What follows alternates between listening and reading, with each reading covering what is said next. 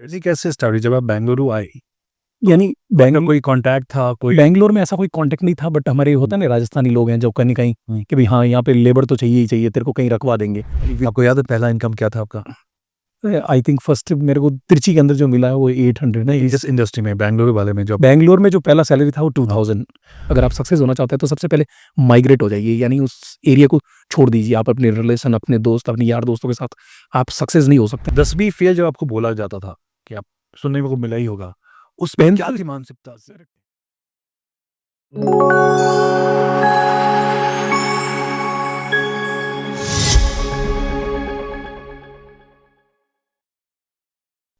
हमारे साथ हैं प्रकाश विश्वकर्मा जी। एक ऐसा नाम जो साबित करता है कि फेलियर कोई फुल स्टॉप नहीं होता, वो बस एक कॉमा होता है। तो चलिए जानते हैं प्रकाश जी से उनकी कहानी, उन्हीं की जुबानी कि कैसे एक 10th फेल लड़का आज हजारों युवाओं को स्किल्स दे रहा है, रोजगार दे रहा है और एक मिशन पर है आत्मनिर्भर भारत के लिए। प्रकाश जी, आपका स्वागत है। Thank you so much for inviting. कैसे हैं आप? ब्यूटीफुल एक्सपीरियंस आज मेरा तो डिफरेंट एक्सपीरियंस है और बहुत अच्छे हैं सर। तो ये बताइए कि जो आज इस चेयर में बैठे हैं वो कौन है? आप एक एंटरप्रेन्योर हैं आज के रूप में बैठे हैं, या फिर आप एक ऐसे इंसान के रूप में बैठे हैं जो वाकई आत्मनिर्भर भारत बनाने की कोशिश में लगा हुआ है? कौन है आज?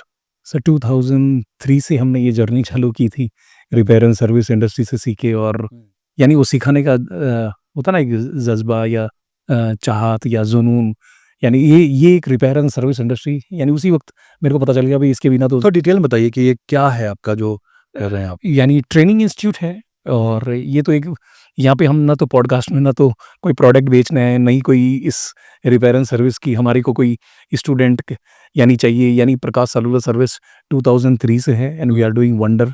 यानी इंदिरा नगर के अंदर आपने भी हमारा इंस्टीट्यूट एक बार विजिट किया था और देखा था like how it is like look like.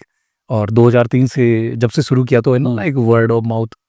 और हमने आज आपने बात किया लाइक कि भी बच्चों के पास फैंसी ये डिग्रियां तो हैं बट वैसा जॉब नहीं है, और मोस्ट ऑफ द जॉब सारे ये ब्लिंकिट और ओला उबर में काम को किसी को ये नहीं बोलता कोई छोटा काम है या बड़ा काम है, बट उस काम से क्या सीखने को मिल रहा है। कोई ऐसा काम है जिससे कुछ सीखने को मिल रहा है देन इट्स गो हेड, आप कर लीजिए।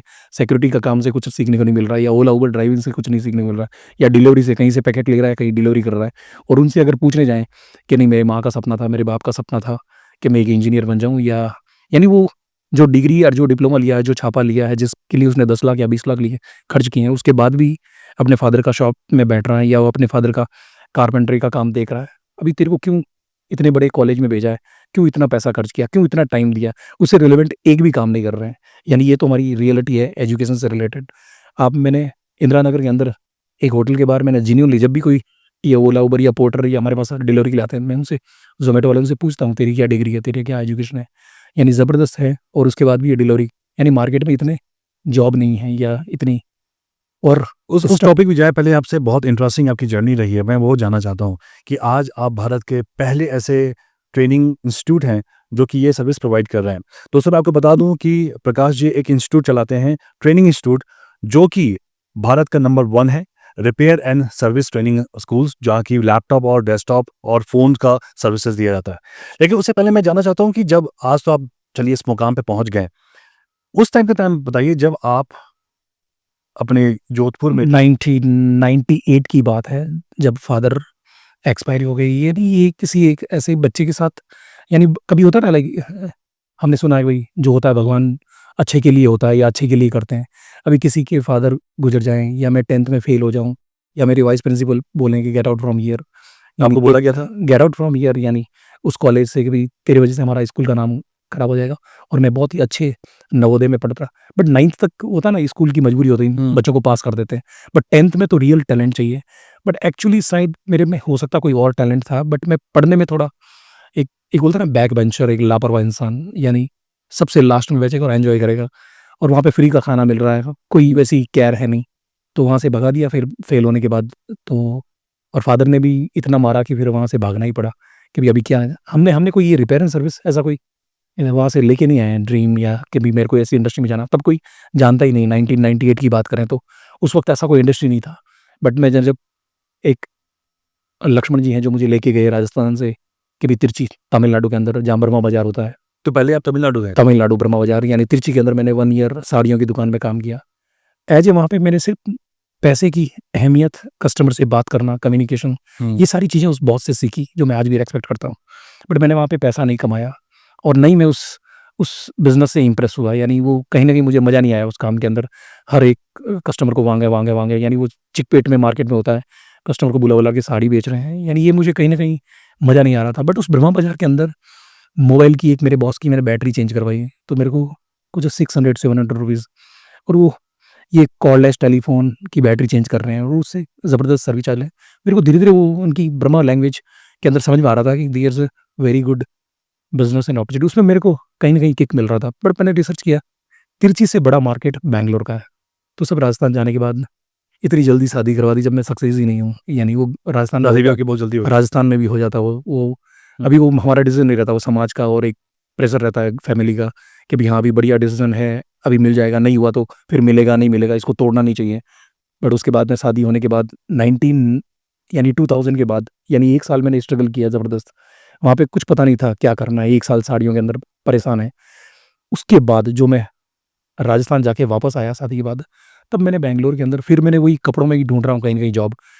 बट वो एसपी रोड के अंदर जो कनेक्ट कर गया मार्केट कि भई हाँ, ये मेरे लिए कहीं न कहीं मुझे मज़ा आ रहा है कि भई थोड़ा कुछ काम करो और अच्छा सर्विस चार्ज मिल रहा है, जहाँ पे हम रिपेयर ये सर्विस, जर्नी कैसे स्टार्ट हुई जब आप बेंगलुरु आए? यानी आपका कोई कॉन्टैक्ट था कोई? बैंगलोर में ऐसा कोई कॉन्टैक्ट नहीं था, बट हमारे होता है ना राजस्थानी लोग हैं जो कहीं न कहीं हुँ। कि भई हाँ, यहाँ पे लेबर तो चाहिए ही चाहिए, तेरे को कहीं रखवा देंगे, मेरे पास ज़रूरत नहीं है। तो मैं एसपी रोड के अंदर इसी सोच के आया भई कहीं न कहीं जॉब करेंगे। हाँ। ऐसा कोई पर्टिकुलर नहीं, ना तो किसी ने बुलाया है, ना ही कि हम ऐसे ही रिसर्च कर रहे हैं, एक-दूसरे से पूछ रहे हैं भई कहाँ जाएँ, क्या करें? तो उसने बोला भई प्रकाश मैं तेरे को यहाँ रखवा देता हूँ। वहाँ पे भी वो सीडी प्लेयर, डीवीडी प्लेयर, इस टाइप का जो रिपेयर एंड सर्विस का था, वो कहीं न कहीं धीरे-धीरे मुझे टेक्नीशियन, और ये मेरे को खुरापाती काम बड़ा अच्छा लग रहा था। यानी छोटे-छोटे कंपोनेंट्स, और वो मेरे बाजू में टेक्नीशियन था एक सिकंदर, वो सिखाना भी नहीं चाहता है। वो कभी कोई पार्ट चेंज कर रहा है तो मेरे को भेज रहा है नीचे, चाय लेके आ जा। मुझे पता है इसको चाय की ज़रूरत नहीं है, ये एक आईसी लेके आ जा, और मुझे पता है इसने आईसी चेंज तो एज़ ए हेल्पर आपने एज़ ए हेल्पर उसके साथ काम करते फिर वहाँ पे हमारे को जो इंदिरा नगर से डिलाइट टेलीकॉम जो है, आज भी उनकी मैं बहुत रिस्पेक्ट करता हूँ। जहाँ से वो एसपी रोड से उठाए मुझे और इंदिरा नगर लेके आ गए। क्यों जहाँ पे उठाया आपको ऐसा क्या यानी काम उनको है? पता था ये टेक्निकल बंदा है, यानी यहाँ इसके पास यहाँ कॉर्डलेस लेके आ जाओ तो रिपेयर हो जाता है, यहाँ कुछ और, यानी ये बंदा रिपेयर एंड सर्विस। मैंने उनसे जॉब पूछा था कि भई मुझे यहाँ से अगर यहाँ से बढ़िया इनकम मिल जाए, तो 2000 से 3500 पे आ गए, फिर 7000, फिर 9000, यानी आपको याद है पहला इनकम क्या था आपका? आई थिंक फर्स्ट मेरे को तिरुचि के अंदर जो मिला है वो 800 नहीं, इस इंडस्ट्री में बेंगलुरु वाले में जो बैंगलोर में जो पहला सैलरी था वो हाँ। 2000, और 2000 के बाद में विथिन 3 मंथ्स 3500, और 7 मंथ के बाद में ऑलमोस्ट क्लोज टू 6 टू 7000, जो अच्छा खासा नंबर होता है सर। यानी उस वक़्त, यानी आज से 25 साल पहले 7000 भी it's a very good salary मानी जाती है। हमारे राजस्थान में उतनी नहीं देते थे। और यानी वो जो जो बंदा मेरे को वहाँ से लेके आया है, उसने मेरे ऊपर इन्वेस्ट किया कि इसको थोड़ा आधा-अधूरा नॉलेज है। क्या इसको इंडस्ट्री ट्रेनिंग, उनका? मेरे ऊपर ट्रेनिंग के लिए, यानी 4500 रुपीज़ मुझे मेरी सैलरी से कि भई हाँ, तेरा बाद में कट कर लेंगे, बट तेरे को पहले सिखाते हैं। नेशनल मार्केट, द वेंकटेश कबाड़ीज़ मेरे गुरु हैं, जिन्होंने मुझे ये रिपेयर एंड सर्विस के ट्रिक्स बताए। उस वक़्त जो जितनी मुझे ज़रूरत है कि भई मल्टीमीटर कैसे यूज़ किया जाता है, कंपोनेंट्स को कैसे चेक किया जाता है।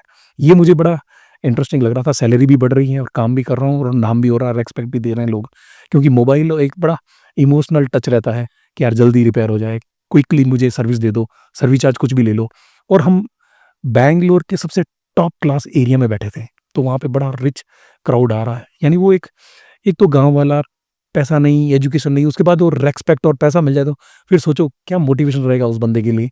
और विथिन 3 इयर्स के अंदर मैंने मेरी फैमिली की ऑलमोस्ट आई थिंक मेरे गाँव में अंदर, राजस्थान के अंदर, अगर मेरी जाति में अगर देखना जाए तो 110 फैमिली, उसके अंदर सबसे लास्ट वाला नाम था, यानी जिसके ऊपर कर्जा है, जिसके ऊपर, यानी फैमिली के अंदर हम 5 भाई-बहन, और बड़ा यानी परेशानी और स्ट्रगल वाली, क्या था? यानी वो झोपड़पट्टी वाला घर है, it's belongs to Bhukkar family बोल सकते हैं। यानी जिनके पास पैसा नहीं है, जिनके पास ज़्यादा, अभी फादर भी उस वक़्त गुज़र गए और दादा लकड़ी का काम कर रहे हैं, फर्नीचर का काम कर रहे हैं, यानी कारपेंटर जिनको बोलते हैं राजस्थान के अंदर।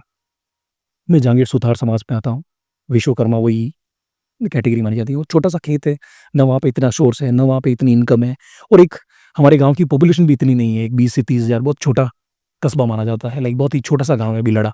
यानी जोधपुर से भी एक जोधपुर तो बहुत बड़ा डिस्ट्रिक्ट हो गया, यानी बिलड़ा में इतनी अपॉर्चुनिटीज़ नहीं थी, तो वहाँ से हमारा निकलना ही एक मजबूरी था। यानी कहीं न कहीं मुझे लगता है कि यहाँ से अभी निकल जाओ।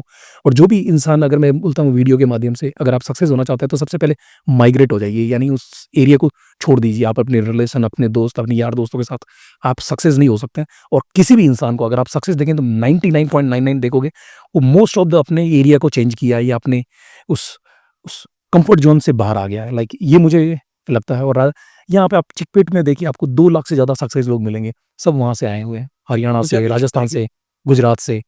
यानी वहाँ से यहाँ आना मेरे लिए वो first, I think, good decision था। 10वीं फेल जब आपको बोला जाता था कि आप सुनने को मिला ही होगा, उसमें क्या पेंसिल थी मानसिकता?